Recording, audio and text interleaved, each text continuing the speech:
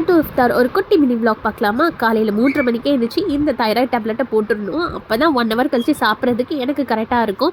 அதுக்குள்ளே தஹஜ்ஜுத் தொழுவுறது, குரான் ஓதுறதுலாம் முடிச்சுட்டு அன்னைக்கு சஹருக்கு வந்து மீன் குழம்பு அண்ட் வெண்டைக்காய் ஃப்ரை இதை வச்சு தான் சூப்பராக சாப்பிட்டே எடுத்தோம். அதுக்கப்புறம் தூக்கம் வரலன்னா உட்காந்து ஸ்டிச்சிங் பண்ணுற வேலை இருந்துச்சுன்னா பண்ணி முடிச்சிடுவேன்.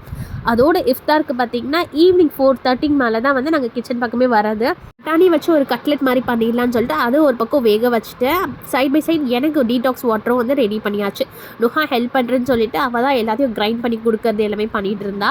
தனி உருளைக்கிழங்கு நல்லா வெந்தோடனே நான் பிளெண்டரில் போட்டு நல்லா பிளெண்ட் பண்ணி எடுத்துக்கிறேன். அது கூட வந்து சில்லி பவுடர், கரம் மசாலா, கொஞ்சம் கறி மசாலா, அதுக்கப்புறம் பிரெட் க்ரம்ஸ் எல்லாத்தையும் போட்டு இன்னும் கொஞ்சம் நான் பிளெண்ட் பண்ணி எடுத்துகிட்டு எப்பவும் போல் மைதாவில் டிப் பண்ணிவிட்டு அதுக்கப்புறம் பிரெட் க்ரம்ஸில் ஒரு கோட் பண்ணிவிட்டு அதுக்கப்புறம் ஃப்ரை பண்ண வேண்டியது தான். சைட் பை சைட் கொஞ்சம் பன்னீர் இருந்தனால அதே வந்து பன்னீர் சமோசா செய்யலான்னு சொல்லிட்டு ஒரு பக்கம் பன்னீர் சமோசா ஒரு பக்கம் ரெடி பண்ணிட்டு இருந்தேன். ஒரு பக்கம் தவாவில் வந்து இந்த கட்லெட் வந்து ஃப்ரை பண்ணிட்டு இருந்தேன். சடனாக வந்து இவங்க வந்து நானும் வீட்டில் தான் வந்து நோம்பு இருக்கிறேன், எனக்கும் ஏதாவது ரெடி பண்ணுன்னு சொன்னனால அவங்களுக்கு பிடிச்ச வெங்காய போண்டாவும் நான் ஒரு சைடில் ரெடி பண்ணிவிட்டு அல்ஹம்துலில்லாஹ் எங்கள் இஃப்தியார் இந்த மாதிரி தான் நேற்று இருந்தது.